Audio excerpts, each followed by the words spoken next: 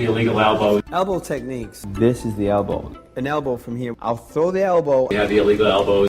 All right, people, we're back, man. Illegal Elbow Radio. Another exciting episode for you guys, man. This is Brian from Illegal Elbow Radio, Illegal Elbow on Twitter. And this is Dan from MMA Aftermath on Facebook and Twitter. All right, people, we're getting back to it. I just want to let everybody know, man, this show tonight is brought to you by KBLondon.com. Over in the UK, I met a bunch of cool guys.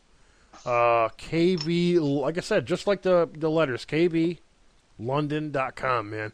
They're over there making great hats, custom stuff. It's hard to say. You have to go over there and see it for yourself, man. There's all see their catalog. Yeah, the entire catalog. Check it all out, man. There's, I believe there's some, I don't know if they discontinued them or what's happening, so forgive me on that one, but I believe there was some fedoras. I know there's some snapbacks, some, some full-fitted caps, and I got a couple of them here that I did a video on YouTube, man, so go to YouTube, check out KB London caps, stuff like that, but it's on MMA Breakdown, but give it a look, see what you think. They make top-quality stuff, man. Detroiters will love these hats, man. So anybody that might be listening to this show in Detroit, check it out, man. You guys will love these hats. So very cool concepts, cool design, man. And so the show's brought to you by KB London, man. Very quality products, man. Quality products. Head over there and check it out. So without further ado, man, what is Nick Diaz doing, Dan? Acting like he's Nick Diaz is doing what Nick is being Nick Diaz, really, just fucking off. Got a big fight coming up with Silva. Put him right back in the mention of a title shot. Big things could happen for this guy, and he goes off and plays fucking fuck the world. Total ego. Yeah, and that has a part to do with it. Like, I'm on top of the world, I'm above the law kind of shit like he's always done. But it was funny how he came back. Total ego. I'm sorry.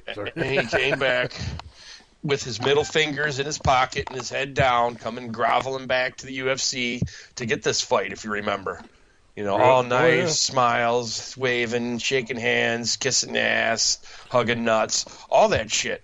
And now, not even a few months later, he's out drinking and driving.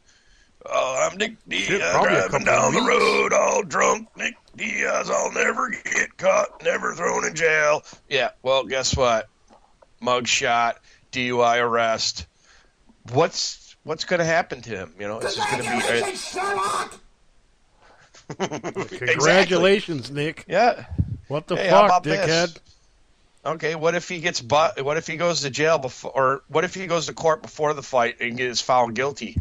What are you going to have any punishments for your fighters, or they could just go do shit that they want to do?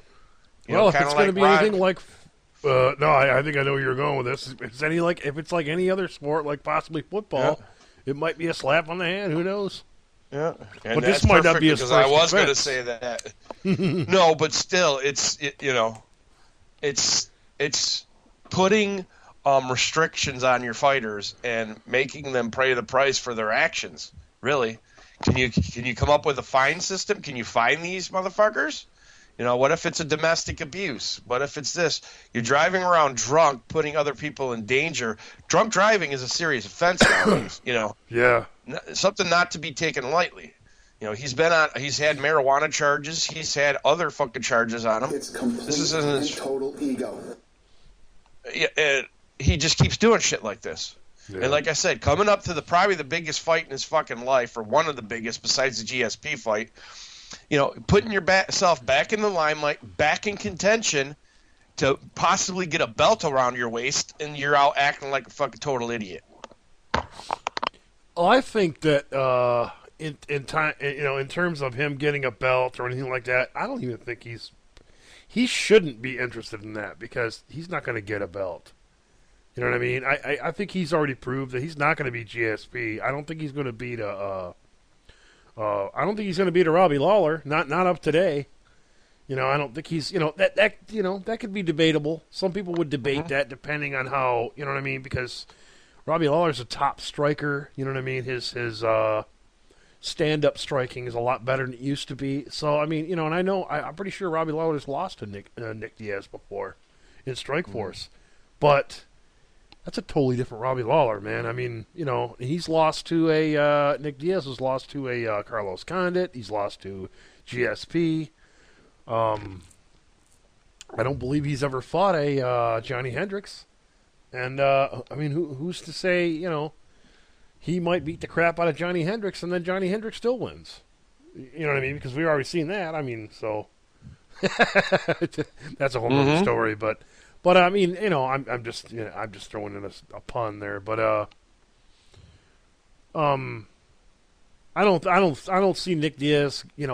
I think this interested Nick Diaz because it's got that title, a super fight. You know what I mean? I don't think Anderson Silva's interested in a title shot. I think he's interested in interesting fights. And that's why this Nick Diaz fight, with Anderson Silva and Nick Diaz, that's just a really interesting fight. They've never met. They've always carried such huge fan base, you know what I mean, in their own way, and you know what I mean. So it makes for a huge fight, you know what I mean. And you really can never really call it because with Nick Diaz's sick ass reach, it might sick ass boxing skills. Yeah, it might pose a problem for Anderson Silva, which Anderson Silva's in the past has talked about fighting boxers and stuff like that. So this could be ultimate test for him. You know what I mean? So, but I don't think Nick Diaz is really interested in. That's why I think the super fight idea is a cool idea because I don't think some of these guys are interested in title shots. I think they're more interested in just cool fights that never happened that should have, kind of a deal. You know what I mean? Yeah, but he's still, he might have confidence that to pit his style against, a Lawler or whoever, he might have a chance. Because he might say, these guys are going to punch with me. I'm a good boxer. They're not going to wrestle fuck me like GSP did, kind of most of the fight. Held him down and fucking – and Diaz he had no answer for that, bro. I know after the fight he was like, I could have done something more if I really wanted to. That's like Shayna Baszler shit. Yeah, that's Shayna Baszler shit right there. After you get your ass beat, you come out on social media or interview and talk this kind of mess. Sore loser, you got your ass beat, eat your fucking Wheaties and come back stronger and fucking eat the loss and be humble about it. Right. Which will never happen with the Diaz, man. No. Both them guys are. It's a rarity they ever pay respects. They do very, very seldom. They do, but a younger fucking Diaz did, because I put that up on. I don't know if I put it up on your page, but it was the Gomi versus Diaz and Pride. Nick Diaz is a good ass fight, dude. I got it on Fight Book and Cage Fighter right now. I'll share it. I might have it on MMA Aftermath too. Yeah, but that was a badass fight, dude. Yeah, shit. Anything with them two guys in that time frame in a Pride? You said a Pride, right?